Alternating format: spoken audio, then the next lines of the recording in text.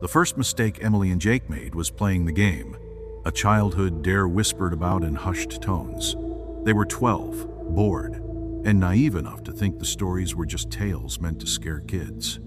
But the thing about legends is that some of them are true. It was a late October evening, and the siblings were home alone. The old farmhouse creaked with every gust of wind, its drafty halls amplifying the sound of their footsteps.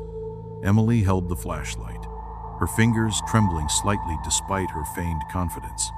"You scared?" Jake teased, his lopsided grin barely visible in the dim light. "Of course not," Emily snapped, though her voice wavered. "It's just a dumb game." They'd found the rules scrawled in a dusty notebook in the attic, buried under boxes of yellowed newspaper and brittle photographs. It detailed how to summon the hunger of the mirror, a spirit said to grant a wish but at a cost.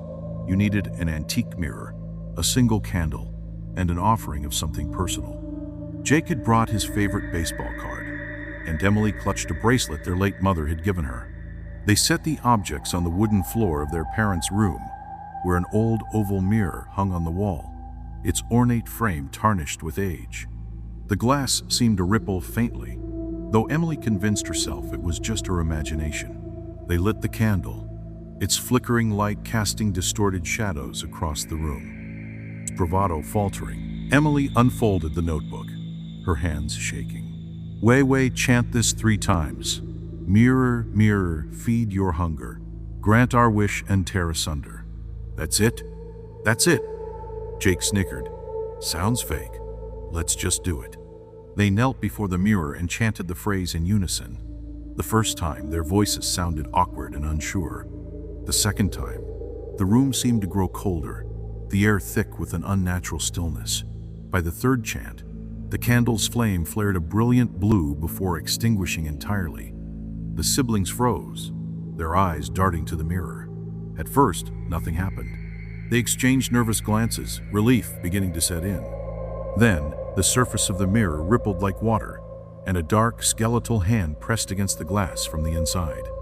Emily gasped and scrambled backward, while Jake remained rooted in place, his wide eyes fixed on the apparition. What is that?" Emily stammered. The hand was joined by another, and soon a figure began to emerge. Its body was elongated and gaunt, with skin stretched taut over jagged bones. Its hollow eyes glowed faintly, and its grin revealed rows of needle-like teeth. "Who summoned me?" The voice was a rasping whisper, yet it echoed as if spoken in a vast cavern. Jake's voice cracked as he pointed to the mirror. "We did. We want a wish."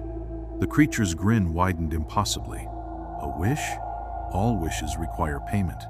"We know," Emily said, finding her voice. She held out the bracelet with trembling hands. "Here, this is our payment." The creature tilted its head, its glowing eyes narrowing. "This trinket is insufficient. The hunger demands more." "But that's what the rules said," Jake protested, his voice rising in panic. The creature let out a low, rumbling laugh. "Rules? The mirror has no rules, only hunger." Before they could react, the creature's hand shot out, shattering the glass as it emerged fully into the room. It moved with a nightmarish fluidity, its limbs bending at unnatural angles as it crawled toward them. The siblings screamed, scrambling for the door, but the creature moved faster. It seized Jake by the ankle, dragging him back despite his frantic kicks. It's back, but it didn't even flinch. Desperate, she grabbed Jake's arms and pulled with all her strength. "Let him go!" she screamed. The creature paused, its glowing eyes locking onto hers. "A trade," it hissed. "One stays, one goes." Emily froze, her mind racing. "What do you mean?" "The hunger must be fed. Choose." Tears streamed down Jake's face. "Don't do it, Emily. Run." But she couldn't leave him. Taking a shaky breath, she whispered, "Take me instead." The creature released Jake, who scrambled away, horrified. It loomed over Emily, its grin wider than ever.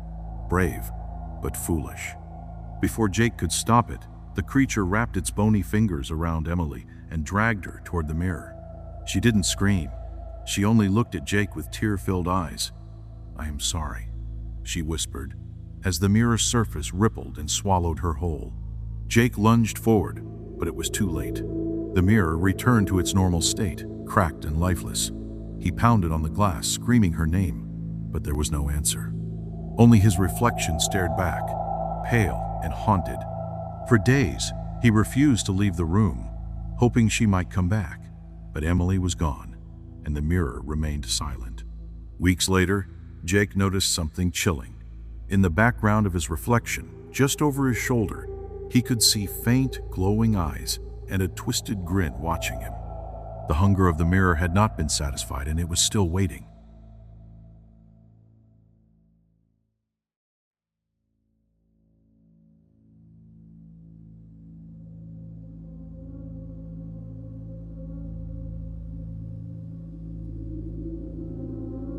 It started as a flicker, a tiny misstep in her routine. 8-year-old Lily always found comfort in the smooth glass of her bedroom mirror. It was old, an antique handed down through generations, framed in a gilt design resembling interwoven vines. To her, it had always been just a mirror until the day it wasn't. One sunny afternoon, as she brushed her hair, she noticed something odd. Her reflection's hand moved a beat too slow, as if struggling to catch up. Lily froze, her brush halfway through her tangled auburn strands, and watched. The reflection stilled too, matching her now, but her breath quickened. She stepped closer, her nose almost touching the cool glass. It was probably nothing, she told herself. Maybe she had just imagined it. But she hadn't. Over the next week, the mirror began to play tricks on her.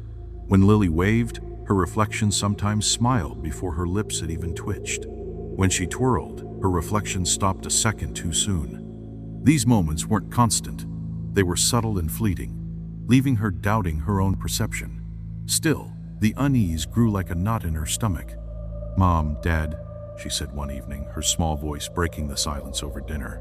"I hear is something wrong with the mirror in my room." Her mother glanced at her father, suppressing a smile. "What do you mean, sweetheart?" Lily fidgeted with her fork. It doesn't always move like me. My reflection sometimes does things before I do, or stops too early. I think it's alive." Her father chuckled. "That's quite the imagination you have there, kiddo. Maybe you've been reading too many scary stories before bed." "No, I am serious," she insisted, her eyes wide with desperation. "It's not just in my head. Please, come look."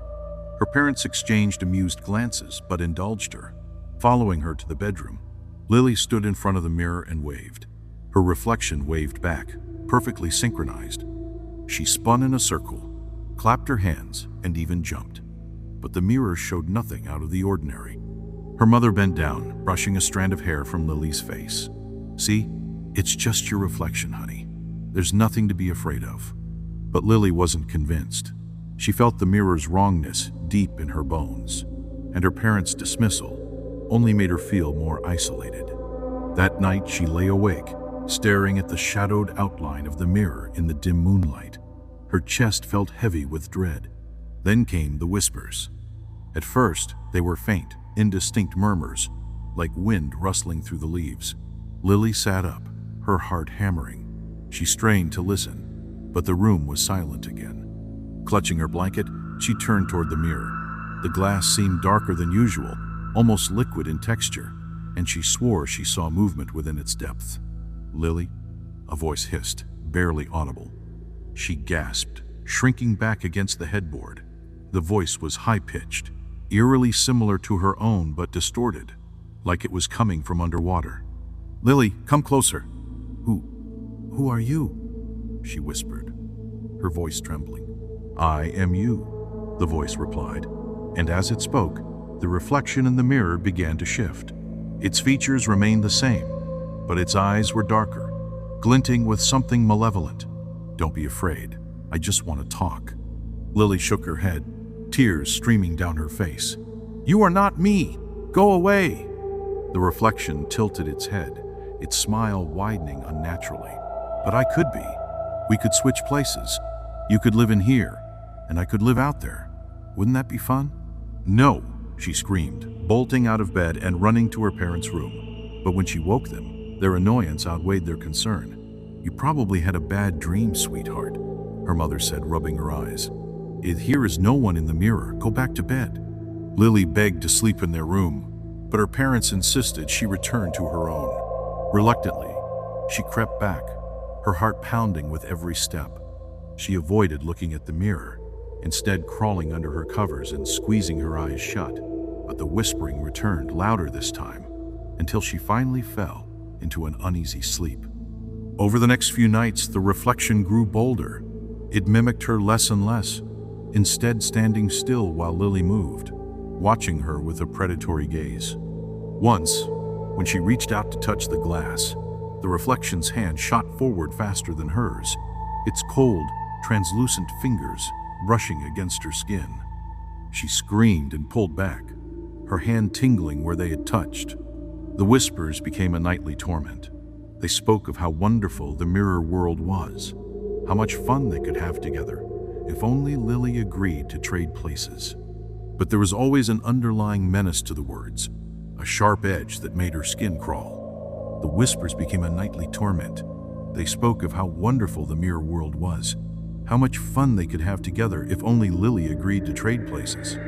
But there was always an underlying menace to the words, a sharp edge that made her skin crawl. Then, one night, Lily woke to a strange sound. It was a soft scraping, like nails on glass.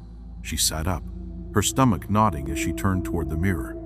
Her reflection was no longer in the glass. Instead, the dark surface rippled like water, and a pale hand reached out, followed by another.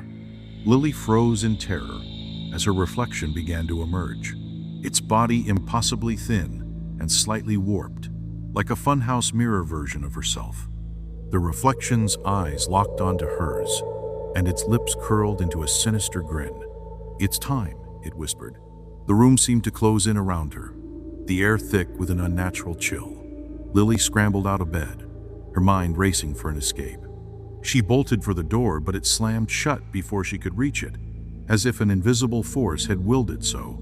Behind her, she could hear the soft patter of bare feet on the floor. "Don't run, Lily," the reflection cooed. "You are only making it harder." Tears streamed down her face as she pressed herself against the door, screaming for her parents. But the house remained eerily silent, as if the mirror world had swallowed her cries. The reflection's distorted figure loomed closer, its shadow stretching across the floor. And then, just as its cold hand brushed her shoulder, the world seemed to tilt. Everything went dark. Lily woke up with a start, her head pounding as though she had been thrown into a deep, dark abyss. The room was eerily quiet. At first, she thought it had all been a nightmare, until she noticed the oppressive cold and the strange silvery hue of her surroundings. She was inside the mirror. Her reflection was gone from the glass entirely. Instead, the surface shimmered faintly, a distorted window into her bedroom. She could see her body lying limp on the floor, as the other Lily, the one that had emerged, smoothed her hair and slipped beneath the covers of her bed. "No, this isn't real," Lily shouted, pounding her fists against the glass. But the surface was hard and unyielding. Her cries didn't echo. They were absorbed into the void, swallowed by the strange world around her. The mirror world was a twisted, nightmarish version of a room. The walls were smeared with streaks of shadow, and the furniture looked stretched and warped, as if it had melted and refrozen. The air felt dense, charged with a static energy that prickled her skin. "Hello," Lily called, her voice trembling. A faint giggle came from the darkness. Lily spun around, but she saw no one. "Who's there?" she demanded, her heart thudding in her chest. The giggle grew louder, and then the shadows moved. Figures began to emerge from the corners of the room, distorted versions of herself, their faces pale and hollow, their eyes black pits. They moved jerkily, like marionettes on invisible strings. "You are one of us now," one of them rasped, its voice layered with an eerie echo. "Forever." Lily stumbled backward, her breath coming in shallow gasps. "No, I am not staying here." The figures laughed, a chilling cacophony. "You don't have a choice," another whispered, stepping closer. Its hand reached out, skeletal and clawed. Lily turned and ran. her bare feet slapping against the cold, reflective floor. The landscape shifted as she moved, the room stretching into a corridor that seemed to go on forever. The shadows followed, their distorted limbs reaching for her, their laughter echoing in her ears. "Mom! Dad!" Lily screamed, but the words felt hollow, lost in the void. She kept running until her legs burned, her breath ragged in her throat. Finally, she stumbled into a new Roomba-perfect replica of her bedroom, untouched by the warped horrors she had just fled. The air here was still, almost comforting. "Is this real?" she whispered, her voice barely audible. "No, but it's safe for now." The voice startled her. She turned to see a figure sitting in the corner. It was another version of herself, but this one looked kind and sad, her eyes glowing faintly in the dim light. "Who are you?" Lily asked cautiously. "I am what's left of the real you," the figure said. "The part that fought against the mirror. How do I get out of here?" The other Lily shook her head. "It won't be easy. The reflection wants your life, and it will do anything to keep you here. But there's a way." "Tell me," Lily pleaded. "You have to shatter the mirror from the inside. It's the only way to break the connection and banish the reflection." Lily's heart sank. "But how? I've tried, it's too strong." The other Lily stood, her form shimmering faintly. "You have to find the core of the mirror, the place where its power is strongest. But beware, it's guarded." Before Lily could ask more, the figure dissolved into mist, leaving her alone. The comforting atmosphere of the room began to fade, the walls darkening and warping once more. She had to move quickly. Lily stepped back into the twisted corridor, her determination outweighing her fear. The shadows watched her from a distance, whispering and laughing, but they didn't approach. She followed an invisible pull, an instinct drawing her deeper into the heart of the mirror world. At last, she reached a grand hall. The walls were made of jagged, crystalline glass, and in the center stood a pedestal. On it rested a glowing shard, the core of the mirror. Lily approached cautiously, her reflection appearing in the jagged walls around her. Each reflection smirked, their eyes glinting with malice. "You can't win," they hissed in unison. "You belong to us." "No," Lily said firmly, her voice steady despite the fear coursing through her. "I am taking my life back." She lunged for the shard, but as her fingers brushed it, the reflections shattered and reformed into a towering figure, a monstrous amalgamation of her own face and the shadowy creatures she had seen before. It roared, its voice shaking the hall. Lily gripped the shard tightly, its light burning her hand. The monstrous figure lunged, but she didn't hesitate. Summoning every ounce of strength, she raised the shard and drove it into the ground. The mirror world trembled. Cracks spread through the floor, the walls, and the air itself. The monstrous figure let out a deafening scream as it dissolved into shards of light. Lily closed her eyes as the world around her shattered. When she opened them, she was back in her bedroom, the morning sunlight streaming through the window. The mirror was gone, replaced by an empty frame. Her parents burst into the room, their faces etched with worry. "Lily, are you okay? We heard you screaming." Lily smiled weakly, tears streaming down her face. "It's over," she whispered. "The mirror's gone." But as she glanced at the empty frame, she noticed a faint shimmer in the glass and a whisper that only she could hear, for now.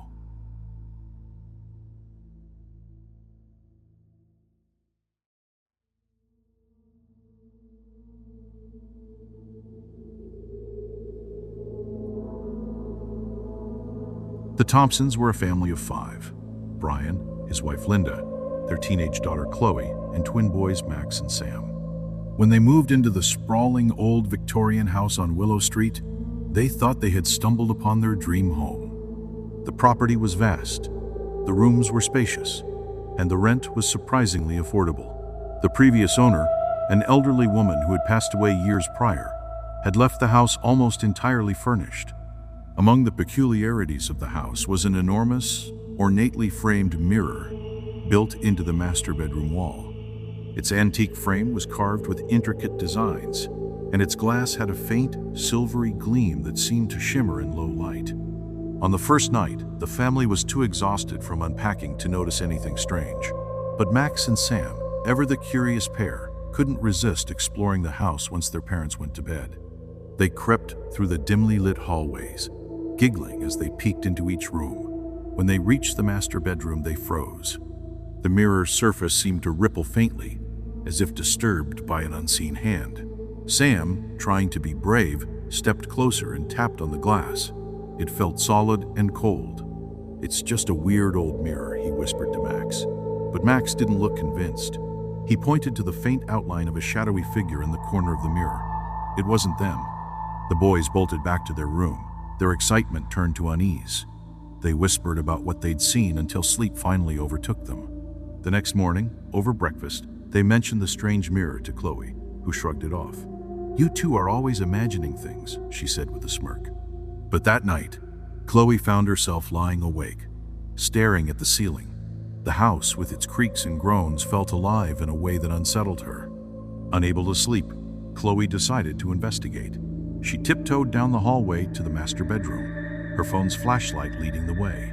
The mirror loomed in the dark, its surface unnaturally reflective. As she approached, she noticed her own reflection, but something was off. Her reflection smiled back at her before she had a chance to react. Chloe stumbled back, her heart pounding. She fled to her room and buried herself under the covers, too terrified to tell anyone. Over the next few days, the atmosphere in the house grew heavier. Brian and Linda began arguing over trivial matters, their usual harmony disrupted by a tense undercurrent. Max and Sam refused to sleep alone and insisted on keeping the lights on at night. Even Linda, who prided herself on being rational, confessed to Brian that she sometimes felt like someone was watching her in the mirror. Then, one evening while preparing for bed, Linda noticed a handprint on the mirror. It was faint, but unmistakable, pressed into the upper corner of the glass. She called Brian over, and they examined it together. The print was too large to belong to any of the children and didn't match their own. "Maybe it was there when we moved in," Brian suggested, though he didn't sound convinced. "I'd have noticed it before," Linda replied, her voice tight. That night, as the family slept, Chloe woke to a faint, scratching sound. It was coming from the mirror in her parents' room. She crept to their door, her curiosity overpowering her fear. Peering through the crack, she saw the glass vibrating, as though something on the other side was trying to get out. Then came a low, guttural whisper that made her blood run cold. The next day, Chloe confided in Max and Sam. "Something is wrong with that mirror," she said. "I heard it last night.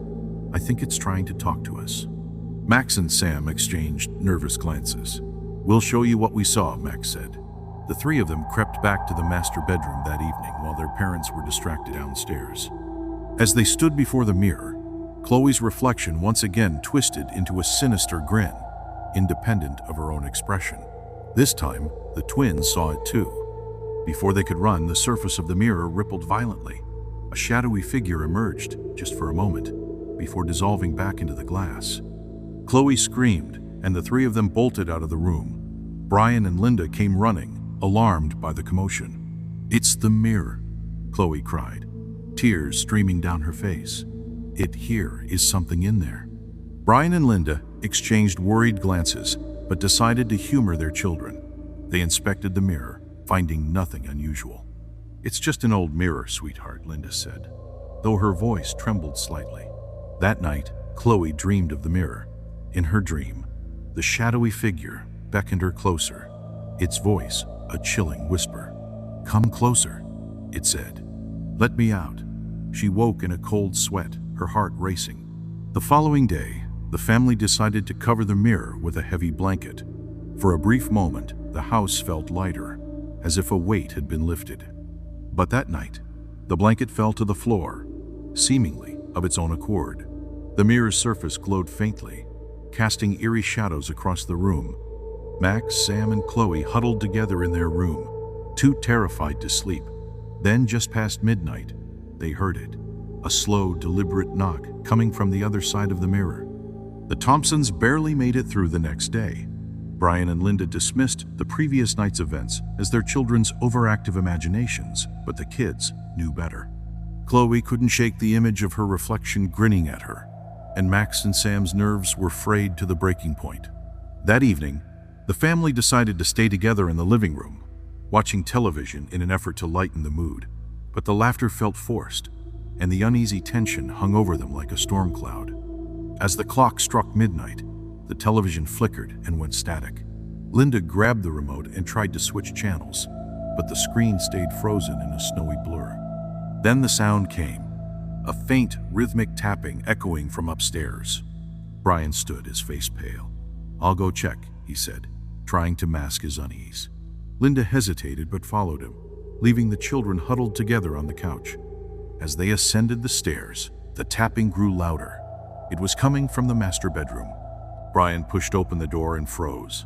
The mirror was uncovered again, its surface rippling as if it were a pool of water. For a moment, a face gaunt, pale, with hollow eyes pressed against the glass before vanishing. Linda gasped, grabbing Brian's arm. "Did you see that?" she whispered. Brian nodded, his heart pounding. He stepped closer to the mirror, reaching out as if to touch it, but Linda pulled him back. "Don't," she pleaded. The tapping ceased, replaced by a deep, guttural growl.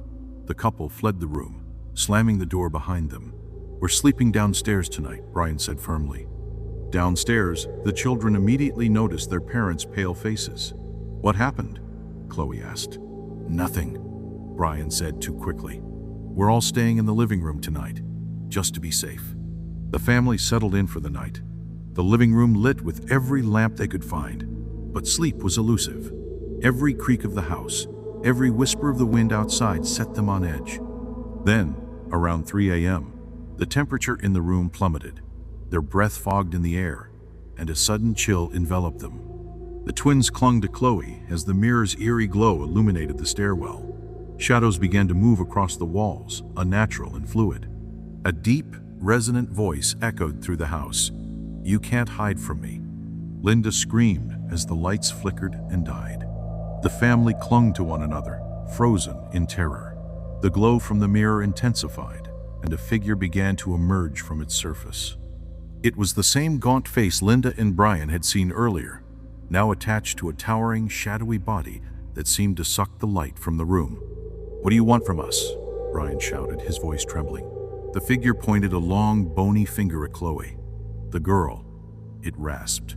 "She is mine." Chloe screamed, tears streaming down her face, as the figure lunged toward her. Brian grabbed the nearest object, a heavy candlestick, and hurled it at the mirror. The glass shattered with an ear-splitting crash, and the figure dissolved into a cloud of black smoke. For a moment, there was silence. Then the house began to shake violently. Cracks spread across the walls, and the floorboards groaned as if the entire structure was about to collapse. "We have to get out," Linda yelled. The family scrambled for the front door, dodging falling debris and the oppressive darkness that seemed to chase them. As they burst onto the front lawn, the shaking ceased. The house stood eerily still, its windows dark and lifeless. The Thompsons never went back. They left everything behind, moving into a small apartment on the other side of town. Though the events in the house were never spoken of again, Chloe often woke in the middle of the night, convinced she could still hear the faint tapping of the mirror. And sometimes, when she looked into her reflection, she swore she saw it smile.